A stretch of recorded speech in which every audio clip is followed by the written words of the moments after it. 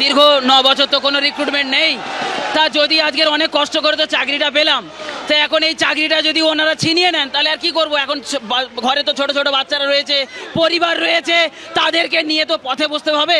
তো যদি চপ ভাজাটা অন্তত প্র্যাকটিস করতে পারি, বা চপ ভাজতে যদি হয়, সেই জন্য আজকের ভবিষ্যতের কথাটা লিখে রেখেছি। এই জন্যই আজকের এই প্রতীকী এই ললিপপ ঝুলি, এই প্রতীকী। হ্যাঁ হ্যাঁ, এই চপ শিল্প কোথায় বলছেন? চপ শিল্প কোথায় বলছেন? ভলেন্টিয়ারি চাকরি সেই। আপনি কি বলছেন? বলছে যে চপ আর চা শিল্প, উনি বলেছেন যে চপ শিল্প চা শিল্প, ঠিক আছে। এতজন যদি চাকরি হারা হয়, চপ আর চা কে কিনবে বলুন তো? সেটাই বলছি যে আমাদের তিলে তিলে না মেরে একবারে মারুন, আমরা আর পারছি না। প্রত্যেক দিন নাটক করছে, ভেতরে ডেকে নিয়ে মিটিং করছে, কিসের নাটক? আজকে তো বোঝা যাচ্ছে কি অভিসন্ধি রয়েছে। এটাই বলতে চাইছি, এগুলো আর চলবে না। নিচে উনি আসুক, এখানে দাঁড়িয়ে উনি কথা বলুক, আমরা এটাই দাবি, উনি এখানে দাঁড়িয়ে এসে কথা বলুক। আপনারা এরপর করবেন কি এখন? আমরা এখানেই বসে থাকবো যতক্ষণ না আমাদের যোগ্য লিস্ট দেয় সবার, 1 থেকে একদম পুরো যতগুলো কাউন্সিলিং হয়েছে ততক্ষণ বসে থাকবো আমরা এখান থেকে যাবো না। মরণ বসে থাকবো, আমাদের মারুক, আমরা তো মরে গেছি, চাকরি নেই, কিছু নেই, মরে গেছি, আমাদের আর মরার ভয় নেই। অর্থাৎ যারা মরে গেছেন তাদের আর মরার ভয় কি? একজন শিক্ষক, একজন শিক্ষিকা প্রশ্ন করছেন এই এসএসসি ভবনের সামনে দাঁড়িয়ে, যে এসএসসি ভবন হচ্ছে এদের পরীক্ষা নিয়ামক, যে এসএসসি ভবনের বিরুদ্ধে দুর্নীতির অভিযোগ উঠেছে, যে এসএসসির প্রাক্তন চেয়ারম্যান এখন জেলে, যে মধ্যশিক্ষা পর্ষদের প্রাক্তন সভাপতি এখন জেলে, যে রাজ্যের শিক্ষামন্ত্রী, প্রাক্তন শিক্ষামন্ত্রী এখন জেলে, সেই রাজ্যের বর্তমান শিক্ষিকারা প্রশ্ন করছেন তারা মরেই গেছেন, তাহলে আর নতুন করে তাদের মেরে কি লাভ?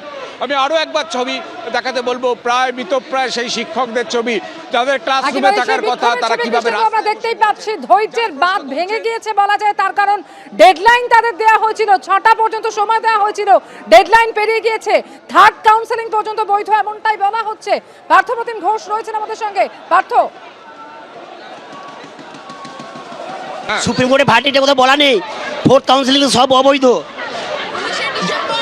সুপ্রিম কোর্টের রায়ে বলা নেই, হাইকোর্টের জাজমেন্টে বলা আছে আমাদের 11-12-এর ভ্যালিডিটি 17-12-2019 অবধি, 9-10-এর 19-12-2019 অবধি ভ্যালিডিটি। তাহলে কি করে বলতে পারে 4th, 5th, 6th, 7th গুলো অযোগ্য? বলতেই পারে না কমিশন। এসএসসি চেয়ারম্যান একটা অযোগ্য এসএসসি চেয়ারম্যান।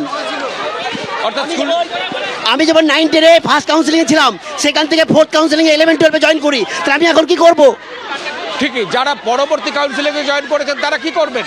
তারা প্রশ্ন তুলছেন, তারা যোগ্য, তারা পয়সা দেননি, তারা ঘুষ দেননি, তারা মেধার জন্য চাকরি পেয়েছেন, তারা এখন কি করবেন? অর্থাৎ এইখানে আমরা দেখতে পাচ্ছি নিজেদের মধ্যে তারা আলাপ আলোচনা করছেন যে এরপর কি তাদের যোগ্য তালিকায় নাম দেখার ইচ্ছে ছিল, এবং তারপর রিভিউ পিটিশনে সুপ্রিম কোর্টে তারা যাওয়ার ইচ্ছে প্রকাশ করেছিলেন। সরকার বা এসএসসি সেই রিভিউ পিটিশন করার কথা, কিন্তু যারা চাকরি পেলেন তারাই যদি আমরা এখানে কেউ একজন দেখাচ্ছেন ক্যাবিনেট অনুমোদিত দেওয়া আছে, ওদিকে হ্যাঁ, এর ক্যাবিনেট অনুমোদিত করা আছে যে প্যানেলের ভ্যালিডিটি 9-10-এর 19-12-2019, 11-12-এর 17-12-2019। তাহলে কমিশন কি করে বলতে পারে 4th, 5th, 6th, 7th কাউন্সিলিংগুলো অযোগ্য অবৈধ হতে পারে? কোনোদিন এটা হতে পারে না। অর্থাৎ কমিশনের ভূমিকা নিয়ে প্রশ্ন উঠছে। এখনো যে বৈঠক হচ্ছে, আজ থেকে 8th কাউন্সিলিং কোনো কাউন্সিলিং অবৈধ হতে পারে না, অর্থাৎ অবৈধ হতে পারে না। আমরা দেখতে পাচ্ছি পুলিশের ছবিটা আমি দেখাতে বলবো আমাদের ক্যামেরা পার্সনকে। পুলিশের ছবি, কার্যত নীরব দর্শক, পুলিশ আটকাচ্ছে স্কুল সার্ভিস কমিশনের ভেতরে যাতে কেউ প্রবেশ করতে না পারে।